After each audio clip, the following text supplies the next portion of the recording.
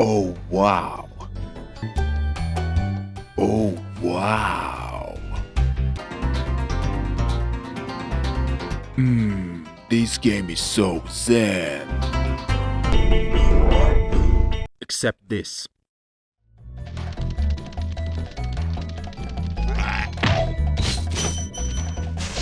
In today's gaming landscape, arcade platformers have largely fallen out of favor as a mainstream genre, aside from Nintendo, which continues to dominate the space with its timeless platformers, and Sony's occasional forays with games like Astro Bot or Ratchet & Clank, incidentally developed by the same studio behind Spyro. There's not much else to see. It feels as though the genre has been relegated to a niche, kept alive by indie developers brimming with creative ideas. The days of platforming giants like Sonic and Mario, or rivals like Spyro and Crash Bandicoot competing as blockbuster mascots are long gone. Those golden years when these characters ruled the gaming world seem like a distant memory. In the early days of the original PlayStation, the 3D platformer genre struggled to find its footing. By 1996, the options were slim. While Super Mario 64 was redefining 3D platforming on the Nintendo 64, the PlayStation's offerings were underwhelming.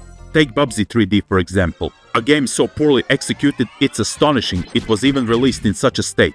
Though Tomb Raider debuted the same year and impressed players with its groundbreaking gameplay, it was more of an action-adventure title than a traditional platformer. In 1997, Croc, Legend of the Gobbos showed promise, but it fell short of greatness. It was a rough gem that needed significant refinement to compete with the genre's best. Then came Crash Bandicoot, which raised the bar. The first 3 games in the series showcased excellent gameplay and visuals, setting a new standard for platformers on the PlayStation. However, Crash was limited in scope. It was more of a 3D corridor platformer, with a fixed camera perspective and linear level design. Players yearned for something more open and expansive. Enter Insomniac Games, a studio looking for redemption after their underwhelming FPS title, Disruptor. With their next project, they took a bold new direction and delivered something extraordinary. Spyro the Dragon, an innovative 3D arcade platformer that would go on to define the genre on PlayStation and beyond. From the moment you start Spyro the Dragon and step into the first world, the artisan's homeworld, you're greeted with a breathtaking sight.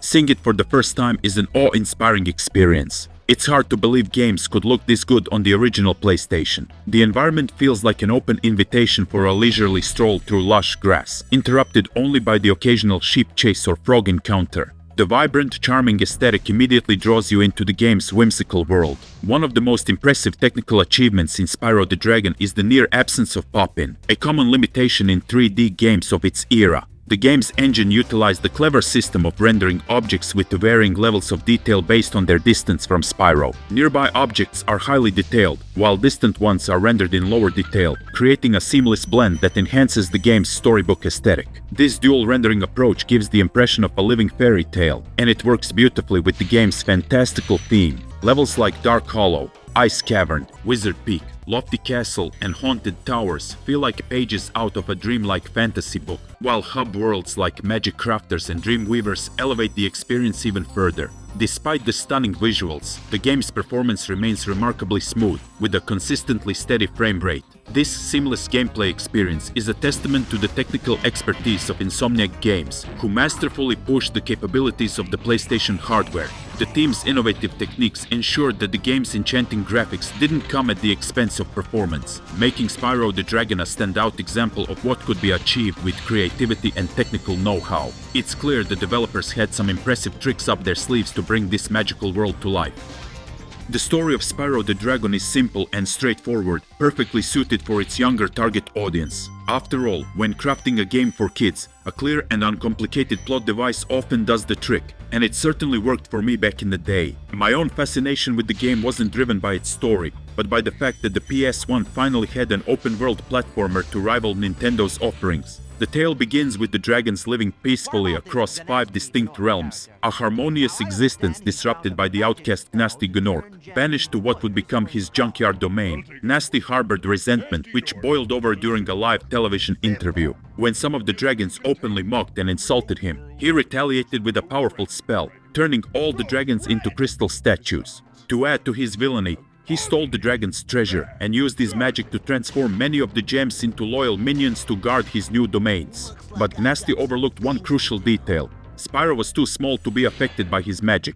This fortunate oversight sets the stage for the young purple dragon to embark on an epic quest to undo Nasty's nefarious deeds. Spyro must rescue his crystallized kin, reclaim the stolen treasures, and ultimately take down Nasty Gnorc, restoring peace and order to the realms in the process. It's a classic underdog story with a fantastical twist, providing the perfect backdrop for Spyro's adventures. One of the awesome aspects of Spyro the Dragon is its refined gameplay, which holds up remarkably well even today. Spyro is highly responsive and easy to control, and even the camera performs admirably when set to active mode. Unlike many early 3D games, which struggled with camera positioning and controls, Spyro was ahead of its time. The active mode allows the camera to revolve naturally around Spyro, ensuring smooth navigation for most of the game. This thoughtful design mitigated many common frustrations in the era before the right analog stick became standard for camera control. Spyro's moveset is straightforward yet versatile, making gameplay intuitive and satisfying. Charging is not only a quick way to traverse levels, but also a key combat move to dispatch shielded enemies or break open metal crates. If an enemy is protected by a shield, they're immune to fire, but not to a headbutt, making charging an essential tool. Conversely, large enemies without armor are highly susceptible to a flame attack, which is devastatingly effective and takes them down with a single breath.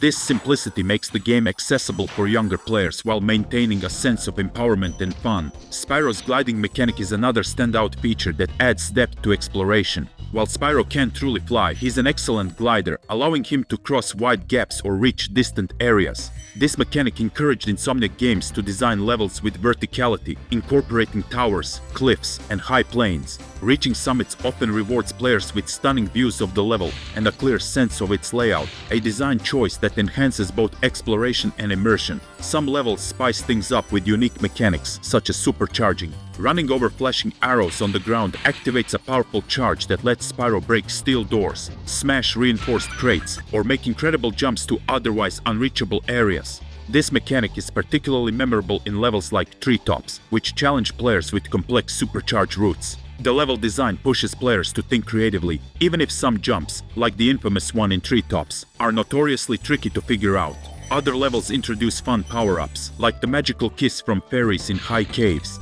This kiss grants Spyro a super flame for a limited time, allowing him to destroy steel objects and enemies with ease. It's a fun twist that temporarily turns Spyro into an unstoppable force. Moments like these add variety and keep the gameplay fresh. And while Spyro can't fly during standard levels, the game includes special flight stages where he soars through the skies. These time-based challenges task players with flying through rings, lighting up objects, or destroying targets. It's a fun departure from the main gameplay, though it's a shame that this flying mechanic wasn't utilized more, as it perfectly captures the feeling of piloting a nimble airborne dragon. Did you know that the entire soundtrack for Spyro the Dragon was composed by Stuart Copeland, the legendary drummer of The Police? Okay, I'm pretty sure you're already aware of that, but it's still worth marveling at just how awesome that is. Copeland's background in crafting rhythmic, dynamic music for one of the most iconic rock bands shines through in the enchanting soundscape he created for the game. To capture the right mood, Copeland was given the chance to play the game himself, allowing him to craft music that really complements each level. This thoughtful approach is evident in every track, with each piece enhancing the fantasy atmosphere and bringing the vibrant worlds of Spyro to life. The soundtrack doesn't just accompany the gameplay, it becomes an integral part of the experience, immersing players in the charm and magic of Spyro's adventures. Interestingly, if you listen closely, you might notice subtle parallels between the game's music and Copeland's work with The Police. Whether it's the drum patterns, melodic riffs, or a certain rhythmic energy, there's a trace of The Police's spirit woven into the score.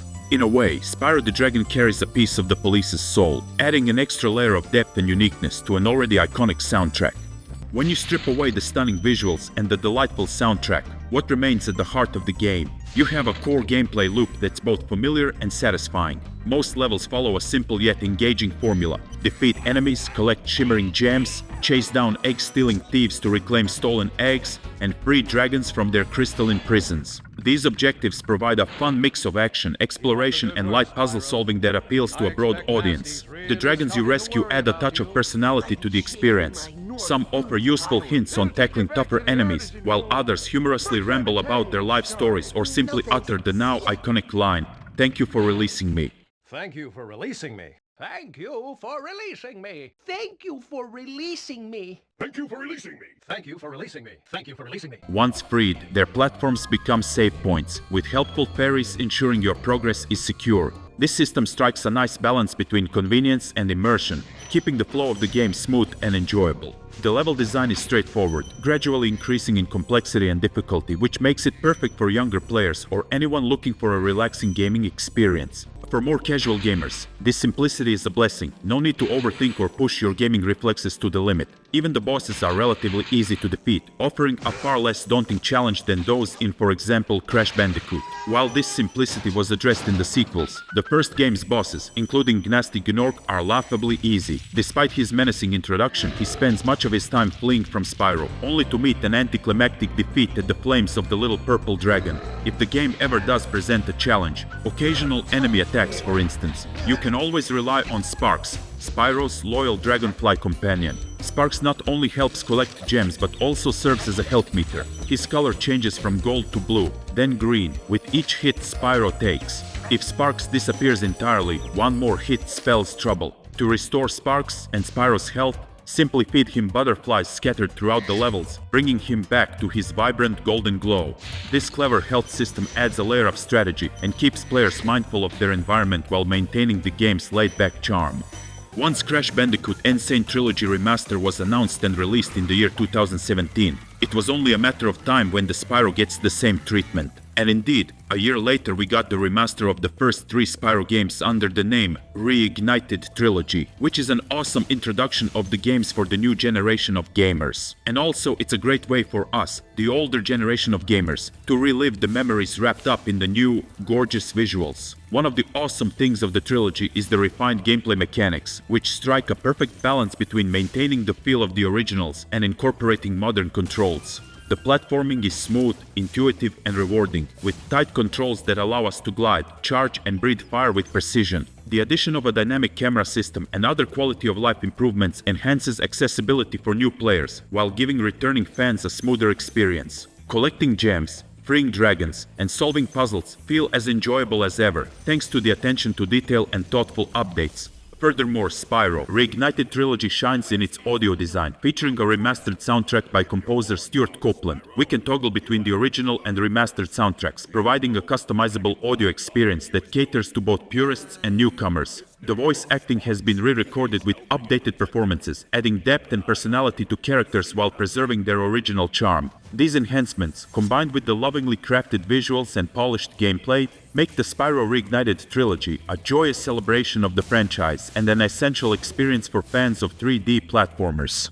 For all its brilliance, even Spyro the Dragon isn't without its flaws, though one of its most notable shortcomings isn't in the version most of us know and love. For European and American players, the game we experienced was the quintessential Spyro adventure. However, our Japanese counterparts were subjected to a heavily altered version of the game that many would argue is inferior. The differences start with the cover art. Spyro's design on the Japanese cover was noticeably more childlike, with softer features and gentler eyes. While the background art of the artisan's world remained beautiful, Spyro's mellow expression seemed tailored to appeal to younger audiences. Yet, the visual tweaks were just the beginning. Gameplay changes aimed at accommodating perceived preferences in the Japanese market had a significant impact. For instance, the camera, which moved freely in the Western versions, was adjusted to a fixed position to prevent supposed motion sickness. A curious decision considering how rare such issues were with the original camera system, right? Gameplay itself also suffered some adjustments. The speed of Spyro's signature charge move was dramatically reduced to little more than a brisk walk, robbing the game of much of its energy and flow. The levels were littered with signposts offering hints, and each world was numbered to dictate a specific progression order, undermining the sense of exploration. Yet, despite these questionable changes, one interesting detail emerged from this adaptation. The Japanese katakana spelling of Spyro resembled the word Ripto, which later inspired the name of the franchise's future antagonist. While the Japanese version of Spyro the Dragon may not have been well received, it inadvertently left its mark on the series' lore in the most unusual sense.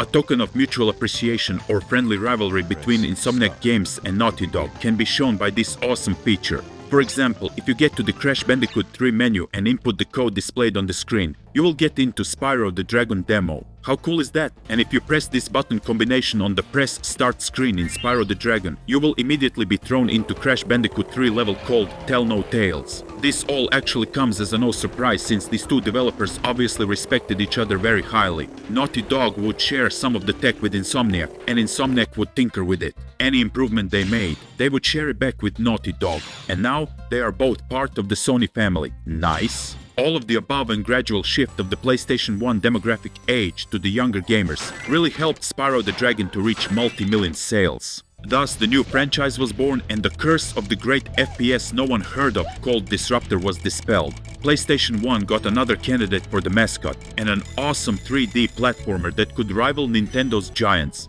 I know that some of you might probably say that Spyro 2 Ripto's Rage, Gateway to Glimmer in some regions, or Year of the Dragon are far superior experiences than Spyro the Dragon, but the first one is totally awesome in its own right, if you ask me, and that's all that matters.